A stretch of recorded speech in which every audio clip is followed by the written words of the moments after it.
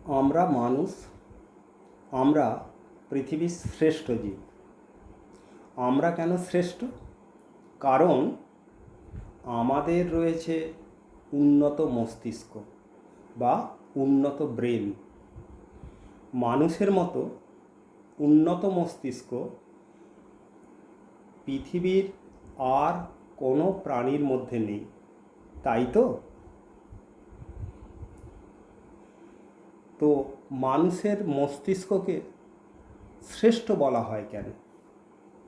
মানুষের মস্তিষ্ককে শ্রেষ্ঠ বা সবচেয়ে উন্নত বলার কারণ হলো মানব মস্তিষ্কের মধ্যে রয়েছে চেতন মস্তিষ্ক বা চেতন মন, বা ইংরাজিতে যাকে বলা হয় কনসাস মাইন্ড, আর অবচেতন মস্তিষ্ক বা অবচেতন মন, বা ইংরাজিতে যাকে বলা হয় সাবকনসাস মাইন্ড। তাহলে চেতন মন বা কনসাস মাইন্ড কি? কনসাস মাইন্ড হলো মস্তিষ্কের যে অংশে আমাদের পঞ্চ ইন্দ্রিয় চোখ, কান, নাক, জিভ এবং ত্বকের মাধ্যমে প্রেরিত দর্শন, শ্রবণ, গন্ধ, স্বাদ ও স্পর্শনের অনুভূতি পৌঁছয়। অর্থাৎ মস্তিষ্কের যে অংশে এগুলো পৌঁছয় বা মস্তিষ্কের যে অংশ এই পঞ্চ ইন্দ্রিয় দ্বারা প্রেরিত অনুভূতিগুলো গ্রহণ করে তাকেই বলে চেতন মন বা কনসাস মাইন্ড। দেখো, আমাদের যে পাঁচ ইন্দ্রিয়, প্রত্যেকটা ইন্দ্রিয়ের আলাদা আলাদা অনুভূতি গ্রহণের ক্ষমতা। তারা সেই পৃথক পৃথক অনুভূতি যখন প্রেরণ করে, সেটা আমাদের মস্তিষ্কের যে অংশ গ্রহণ করে সেই অংশটাকে বলে চেতন মন। এই চেতন মন কিন্তু সমগ্র ব্রেন নয়, এটা মস্তিষ্কের বা ব্রেনের একটা অংশ মাত্র। এখানে কি চিন্তা করতে হবে, কি কাজ করতে হবে, তার পথ নির্দেশ পাওয়া যায়। কি করা উচিত নয়, অর্থাৎ কি করা অনুচিত, তাও ঠিক করে দেয়। অর্থাৎ উচিত অনুচিতের বিচার করে, উচিত কাজকে অনুমোদন দেয় আর অনুচিত কাজকে অনুমোদন দেয় না। এখানে যেন একটা ফিল্টার লাগানো আছে, যে ছাঁকনি দিয়ে শুধু উচিত কার্য করার নির্দেশ আসে। আর এই সচেতন মনের মধ্যেই থাকে আমাদের স্মরণশক্তি বা মেমোরি পাওয়ার এবং বিচার বুদ্ধি বা ইন্টেলিজেন্স। সচেতন মনের এই স্মৃতি ও বুদ্ধিমত্তা দিয়ে আমরা আমাদের স্বাভাবিক চিন্তা ভাবনা করতে পারি, পরিকল্পনা রচনা করে থাকি এবং পরিকল্পনাকে কার্যকর করতে পারি। দেখো, এই বিষয়ে তোমাদের একটা উদাহরণ দেয়া যাক। মনে করো তোমরা বা তুমি বাসের আশায় রাস্তায় দাঁড়িয়ে আছো, বাড়ি ফিরবে বলে। দেখতে পেলে ওই রুটের বাস আসছে, ঠিক করলে ওই বাসে উঠবে। স্টপেজে বাস থামলো, দেখলে বাসে প্রচণ্ড ভিড়। তোমার সচেতন মনে আগেই বার্তা পৌঁছে দিয়েছে তোমার চোখ, মানে তোমার দর্শন ইন্দ্রিয়, যখন তুমি কিনা বাসটাকে আসতে দেখেছিলে। এখন তোমার ওই চেতন মন উচিত অনুচিত বিচার করে উচিত কার্য করার নির্দেশ এবং সেই কাজ সম্পাদন করাতে তোমাকে আদেশ দেবে। চেতন মন বিচার বিশ্লেষণ করে জানিয়ে দিল এই বাসে নয়, পরে কম ভিড় বাসে যেও, কারণ তুমি অসুস্থ, নয়তো এই ভিড় বাসে উঠলে বিপদে পড়বে। তাই তুমি সচেতন মনের নির্দেশ পালন করলে, এরপর কম ভিড় বাসে করে তুমি বাড়ি এলে। তাহলে তোমরা চেতন মন বা চেতন মস্তিষ্ক বিষয়ে বুঝতে পারলে। এবার আসছি অবচেতন মন। অবচেতন মন বা অবচেতন মস্তিষ্ক বা সাবকনশাস মাইন্ড কি? অবচেতন মন হলো আমাদের মস্তিষ্কের সেই অংশ যেখানে পঞ্চ ইন্দ্রিয় দ্বারা প্রেরিত আবেগযুক্ত অনুভূতি বা ইচ্ছা, যাকে আমরা বলি ইমোশনাইজড বিচারধারা, সেগুলোকে গ্রহণ করে। অর্থাৎ আমাদের পঞ্চ ইন্দ্রিয় দ্বারা প্রেরিত আবেগযুক্ত বা ইমোশনাইজড বিচারধারা মস্তিষ্কের যে অংশ গ্রহণ করে তাকে আমরা বলি অবচেতন মন বা সাবকনশাস মাইন্ড।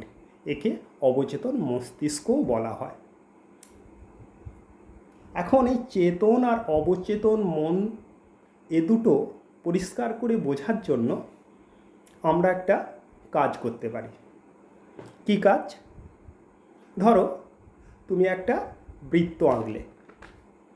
এখন ওই বৃত্তের কম ব্যাসার্ধ নিয়ে ওই বৃত্তের ভেতরেই আরেকটি সমকেন্দ্রিক বৃত্ত আঁকলে।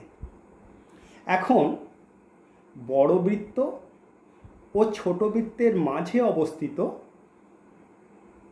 এলাকাটির ক্ষেত্রমান চেতন মন বলে ধরতে পারো, আর ছোট বৃত্তের ক্ষেত্রমানকে বলতে পারো অবচেতন মন। ব্যাপারটা বুঝতে পারলে তো? এখন এই অবচেতন মনের বৈশিষ্ট্যগুলো একটু বোঝার চেষ্টা করা যাক। আমাদের অবচেতন মনের শক্তি অসীম এবং অতুলনীয়। এই অবচেতন মন আমাদেরকে অনুপ্রাণিত করে এবং আমাদেরকে পথ দেখায়। এটা ঠিক কোনো অফিসের ফাইলিং ক্যাবিনেট থেকে যে কোনো গুরুত্বপূর্ণ ডকুমেন্ট আমরা যেভাবে সহজে বের করতে পারি, তেমনিভাবেই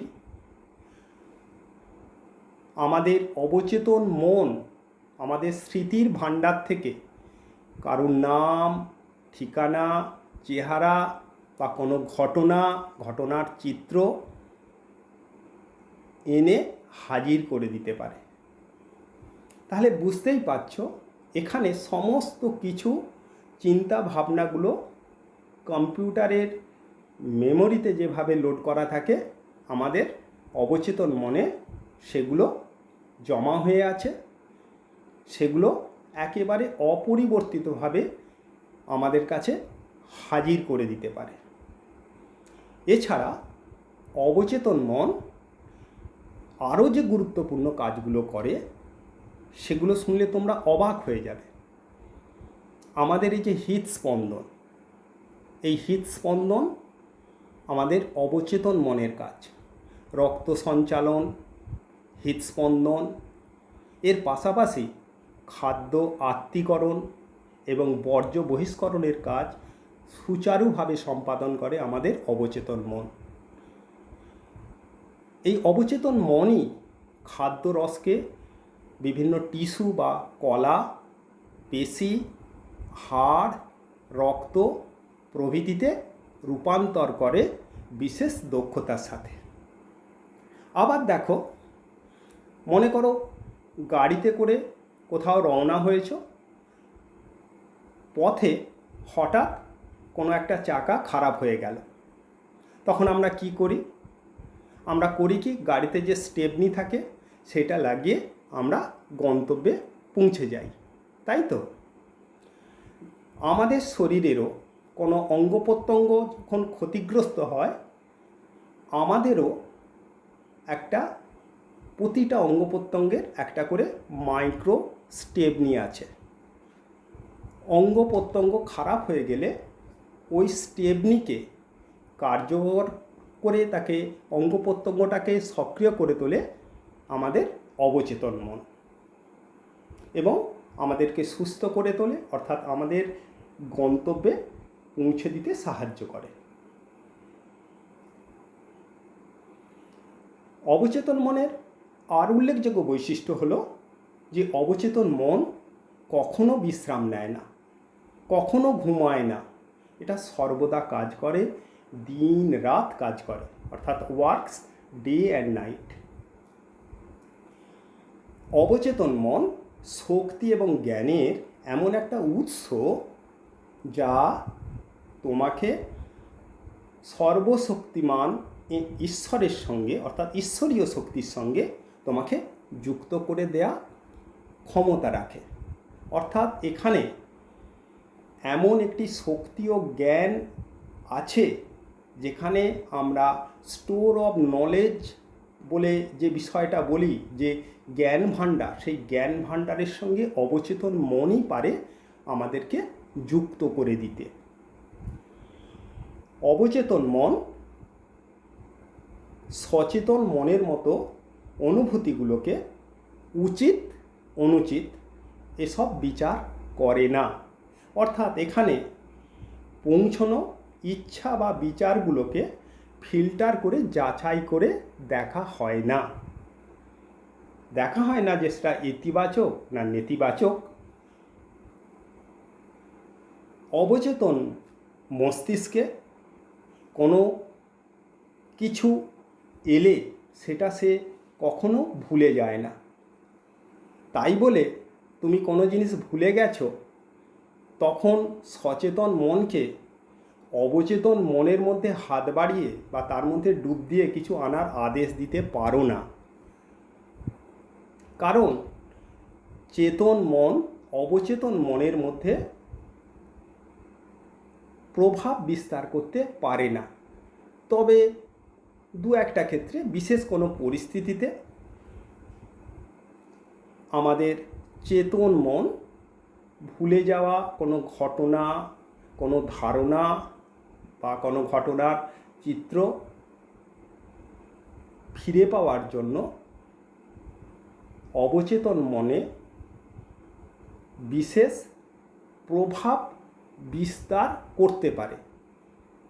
প্রভাব বিস্তার করলে অবচেতন মন যে ওই সকল জিনিস দেবেই তার কিন্তু কোনো গ্যারান্টি নেই। আর অবচেতন মন যদি দিতে চায়, অবশ্যই সেখানে চেতন মনে এসে হাজির হয়। অবচেতন মনে